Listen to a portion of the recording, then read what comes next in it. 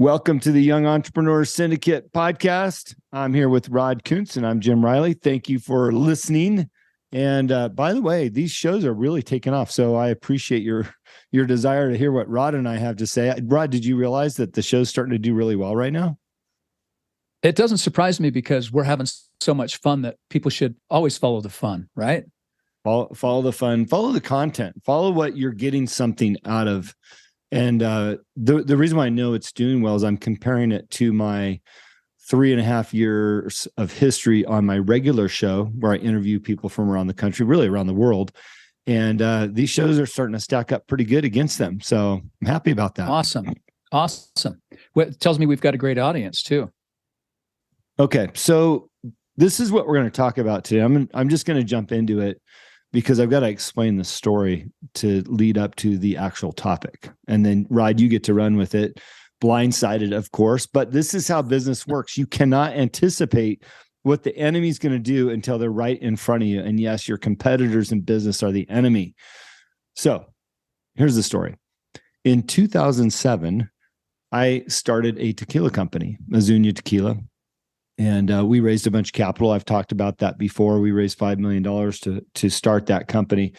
And by the way, if you're looking to raise capital and you need some support with that, come on over to the Young Entrepreneur Syndicate. We cover it all. If you have some needs, some specific business, entrepreneurial, or entrepreneurial needs, we want to help you. That's what we're here for. So I start this company, and as we were building our team out, I hired a gentleman in Texas, and he lives in Austin. And I'm not going to give his name because I didn't ask him permission, but I can tell the story. Anyways, I hired him. It's 7 years ago yesterday. So the company had been around 3.5, 4 years by the time I hired him and we launched Texas, but it was 7 years ago yesterday.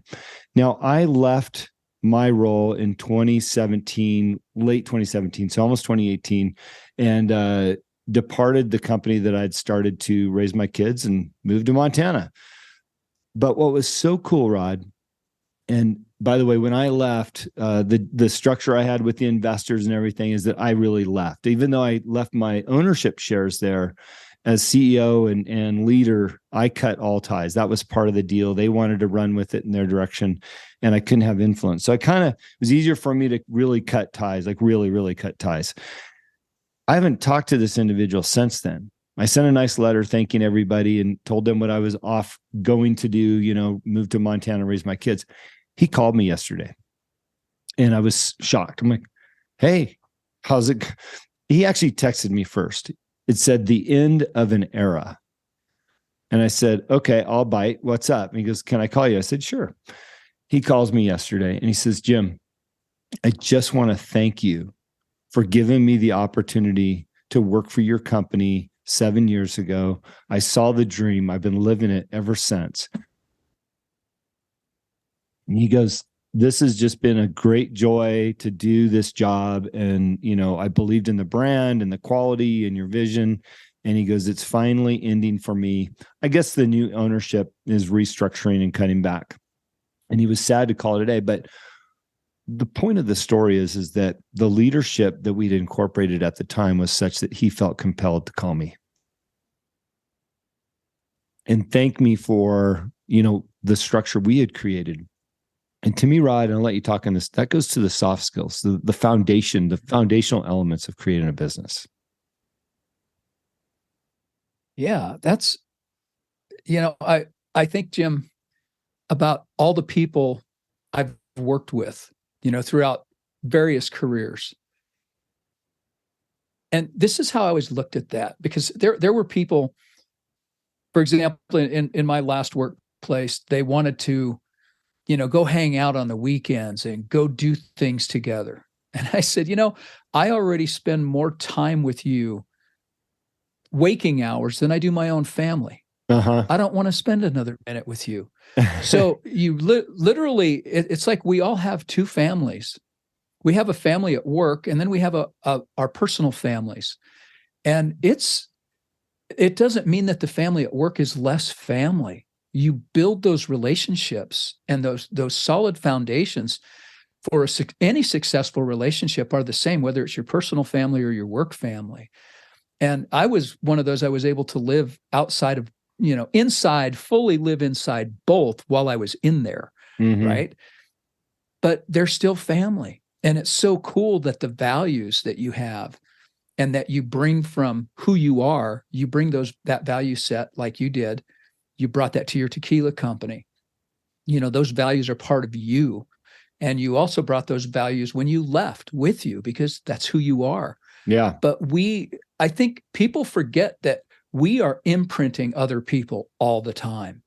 We don't just go to work to perform a job and to get along with people. We are imprinting ourselves and our value systems on our work and on the people we work with.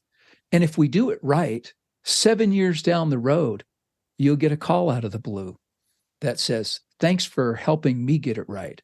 And that's, my gosh, there's nothing better than that, Jim. I mean, what a legacy that is. Yeah. So congratulations on that, on your behalf. That's quite an accomplishment. Yeah. And I appreciate that. And I suppose the point of this lesson is, if you give it everything you have and you lay that foundation, right, of those values, your vision, your mission. I've talked about this. I spent 6 months every night writing my business plan for that tequila company. And then I hired a professional to go through it for thousands of dollars, to go through it, critique it, make it even better. So it was the best business plan there was, right? We raised that kind of money in a recession, a financial recession. Despite that, it was the plan and the team that allowed us to raise that money. And so I think the real lesson here is, even though it might not feel like it at the time, as a leader, if you do the work, if you employ those soft skills, those essential skills, the hard skills, if you do the work, you'll receive that call down the road that I received yesterday, and realize, hey, I was doing all the right things to the best of my ability. And it was noticed. I made an impression, right? Like you said, we're laying impressions of ourselves onto our employees. And that's what makes for a successful company, right? If you're building a company, that's what makes for that success. And what was cool about this, not the call, but just about, the reflection of the business, is that literally I had imprinted, I love that term that you used, imprinted my values into this company. And I know for a fact, when I left, a number of those values went away. And I know that the company's gone a completely different direction. And who's to say how that story would have played out if I would have stayed, right? But, again, to receive that call was a reminder of the work that had been done, that it made a difference, that it was worth all those efforts to apply those values, instead of taking the shortcut, not writing the business plan, not making people feel good about, the work that we're doing are important and all those other things. So it just supports what we're trying to do with the syndicate, and to teach really what we're calling our soft skills to people, and all these little idiosyncrasies. And I know if you're one of our members and you're going, the topic for the week is empathy. How does that make me more money? Right. And Rod's going, I don't want to teach this topic. But at the end of the class, we all realized, like, wow, I had not thought about the role that empathy plays in the success of my business. Right. And an empathetic phone call to the gentleman that called me yesterday, maybe it happened 5 years ago. Maybe he was going through something. And as the owner, I gave him, I called him to say, hey, I empathize with what you're going through. Why don't you take an extra day? That one phone call of empathy could have made all the difference in the world for the entire state of Texas sales volume, because I made him feel important. Right. So it's an affirmation for what we're doing in the syndicate. It's an affirmation for what you might be thinking about doing in your own business. And if you're working for somebody, you can also make the same impressions. I reconnected with somebody at In-N-Out, as you know, Rod, about 4 months ago, and he's we actually have him in the Young Entrepreneur Syndicate as an In-N-Out representative, which is also very cool. But he said, Jim, I just remember working with you and all these things, right? So in that case, I was an entrepreneur. I was bringing their values to light with my employees, and he worked for me. And all these years later, he's telling me these stories that I just never thought about the impression I was leaving. I can only imagine if I really thought about it at the time, I probably would have been a little bit better. But this is such a critical topic, to think about as you build your business. Well, and I started off our episode today by saying fun, right? And what we do should be fun. And if it's not fun, you can make it fun, right? And that's the people component. That's the emotional part of what we do. And it shouldn't just be business by the book. We can't separate our emotions from our intellect if we're going to be successful entrepreneurs. We have to interweave them in such a way that they are who we are, that they are what we do. And it's possible if we're taught that it's okay, and if we're taught some skills, some tools on how to do that. Mm-hmm. And that's what we get to do every day. And ultimately, and this is my takeaway from all of this, is that little things matter. And they matter sometimes more than the big things. Mm-hmm. You know, you think, yeah, I landed this big account, right? I get the big sale. I got the big thing. But it's the little things along the way that add up to a lot more than that one big thing. Yeah, absolutely. Look back at it, big things, they pale in comparison. So that's kind of where I'm at with all of that. And thanks for bringing that up, because what we do is we're not inventing anything different, but how we package it and how we present it to other people is what makes us successful at what we're doing. And hopefully with this podcast as well, we're doing things different so that other people can relate to it in a different way and improve their lives, improve their business, improve their family relationships, whatever it happens to be. Well, and we've said this line before on the show, is that people don't quit the job. They quit the leadership, right? The manager, Absolutely. the owner. Absolutely. And, you know, I guarantee you this gentleman didn't stick around just because of the job. The things that he said to me on the phone yesterday about the vision and the quality of the product and the give back and all these other things, none of it had to do with how much money he was. Matter of fact, money didn't even come up. You know, he didn't say, oh, I worked here because the money was good and I left because it wasn't good anymore. You know, it was all Right. about the values and what the brand represented and where it was going. And, you know, he said to me, he goes, it's a sad day because I feel like the brand has changed. It's not what it was meant to be, you know, and that's the loss. And it's the loss of one set of values and transitioned into the next. And I don't know what that is. I'm not involved anymore, but clearly it was enough for this person who bought into the original set of values, didn't want to be there anymore. Right. So, you know, my desire is that people that we can connect with get that call in 5 years, 7 years, 10 years, because they've learned something from these shows or from our syndicate, that they're becoming better leaders. And we can say it time and time again, it's not that hard, but you have to do it. And Rod, you said, oftentimes people will get wrapped up in the hard skills and forget about these skills. They're put last. You know, people, I'll get to that. When really they should start with that and then build in the hard skills. Absolutely right. And, you know, we bring so much of what we're teaching students, you know, in the classroom. We bring that to bear in what we're doing, what we're teaching adults, because it's relevant to everybody. And one of the things that came to mind last week was I talked to one student who's not your typical scholastic high academic achiever, right? And I told him, I said, listen, it doesn't take but a little bit of extra effort to go from a C to an A, but it takes extra, you know, just doing that extra little bit isn't that much more. You just have to do it and watch what happens. You know, it's not going from a C to a C plus to a B plus. A little bit of extra effort consistently can take you from C to A. And that's just the long and the short of it. You just have to get your sights set on it and attack it persistently and consistently and do it with intention. Mm-hmm. I mean, three core little values. They're just little things, but I'm telling you, it will take you to the top.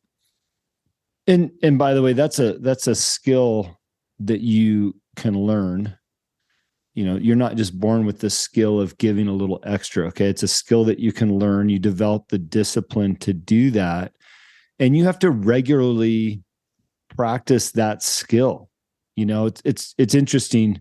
My wife and I both read Ed Milet's book, The Power of One More, which is basically doing extra, right? Doing one more of whatever it is you're going to do.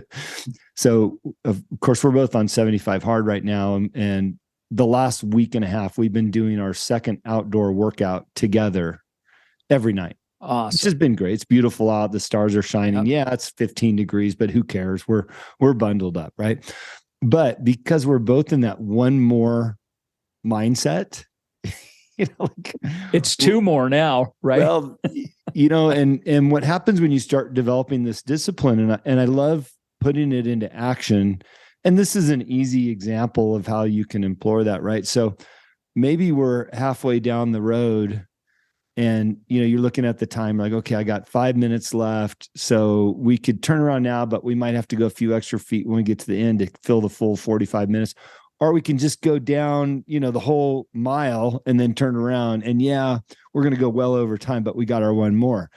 And now we're at the point, like, if you even think it, we have to do it. And I'm like, Sam, I was thinking, she's like, I know we got to go all the way. And, right. We're going to put in 10 more minutes or whatever. We've developed that discipline now where one more has become like, even the notion of the thought you're doing it. So, right. But hey, what's wrong with putting in a little extra mileage on an outdoor workout? We're already out there, right. It's only going to benefit us. And by the way, I get to spend a few more minutes with my lovely wife in, under the stars. Right. But it works in business too. Do one more. Oh, absolutely. Now think about this on the business end of things. If you are a good leader and you're getting your employees to do one more sales call, one more thing, one more extra effort to clean up the office, to reach out. If each person just does one more, and let's say you have 10 employees, you've just 10x'd it. Yeah. If you've got 100 employees and you can get each one of them to do one more, what have you done now? If you've got 10,000 employees and you get each one of them to do one more, you've got 10,000 times more opportunity, 10,000 times more input of energy, of thought, of extra effort in anything. It's exponential. You have to get your head around the exponential benefits of one more. Yeah, I was just thinking about that. If you had a sales team of 10 people and towards the end of their day, you said, hey, everybody, make one more call. If 1 in 10 sold something every day that they did that for a month, that's 20 more sales from how much extra effort to make another phone call, right? But those 20 more sales calls that succeeded out of the, 1 out of 10 really could make a significant difference in the bottom line of that team, or if your business or whatever that looks like, from just a tiny, tiny little bit of extra effort. I love Ed's story in the book about his daughter. She was going for an interview. He drops her off. It's like a strip mall scenario where there's several different businesses. Drops her off for the interview, goes in, doesn't get the job. Calls her dad. She's a little upset. Hey, I didn't get the job. Come and get me. While she's waiting for her dad, she sees this restaurant next door and like, why not? I'm here. Let me go in and apply for a job here. So she did. They hired her on the spot. Right. So when he came to pick her up, he thought, okay, I got to cheer my daughter up. She didn't get the job. Instead, she says, Dad, I got the job next door because I did one more. I didn't give up. I just went in next door and did one more. That's about us. And by the way, I think she's 15 at the time. Right. Right. This works. One more, it works every single time if you can just give it a little bit. Right. So, good advice, good thoughts are an expansion of how you build the foundational elements of your company or the place that you work. All right. So that's the positive side of it. Let me switch gears real quick here before we're done, Jim. And that is the power of one less. Mm. If the power of one more works, and it does, if you're an employer and you're not getting the best out of your people, all right, and in fact, you are doing things to undermine their performance. You don't follow through with promises. You aren't empathetic when it comes to time off, when you know they've been putting in extra, et cetera. If you're doing things to devalue people, you're not going to get one more out of them. Mm-hmm. You're going to get one less out of them. For sure. They're going to be the people who are scrolling their phones, doing one less, getting by with the mediocre. And if you've got a team of 10 of those, or 1,000 of those, or 10,000 of those, because of how you are treating people, you are now going the wrong direction. And so it needs to be pointed out. We can motivate people all day long and tell you how to get better. But if people are stagnant and they think it's okay because they're the boss to do things the way they've always done it, it's going to cost you in the long run. You're going to go backwards or stay the same and not move forward. And we're all about moving forward, right? Yep. We're surfers. We're looking for that next big swell and we're going to ride it. And if we have to make a swell, let's go make a swell. And that's it. So look at the backside. If you're not doing everything that we're telling you about, it could cost you. We're looking for greater benefit. Well, especially in an environment, Rod, where companies are cutting back. And maybe you're a mid-level manager or an upper level manager in a company that reports to the executive suite. If you're that upper level manager and you're not helping your team get one more, but creating an environment where it's one less, guess who they're going to let go? Right. They're not going to let go of that employee that's not doing the one less. They're going to let go of you because your team is not performing. And it's just crazy. I love our backgrounds. We've got books galore behind us. And if you go to the Young Entrepreneur Syndicate, we've got a library of books that we recommend. There's probably 30, 40, I don't know, maybe 50 now. All this stuff is available to you. We're not reinventing this wheel. We're just reminding you of the things that we know works from our own personal experience. Between Rod and I, it's probably 70 years in the workforce, both as entrepreneurs and intrapreneurs, but also the things that we've read over our careers, the things that have made a difference for us to allow us to have the success that we have. The quick references are Rod's The Warpath Alliance book and my Freedom to Say Yes.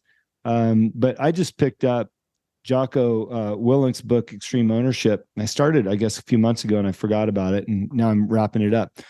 There's a lesson in every one of these books that are exactly what we're teaching here. So, we're not reinventing this wheel. We're not trying to overcomplicate things. We're just trying to remind you of what's out there and how important it is to think about these smaller things for the much larger success picture. So anyways, I think we've done our job for the day, Rod.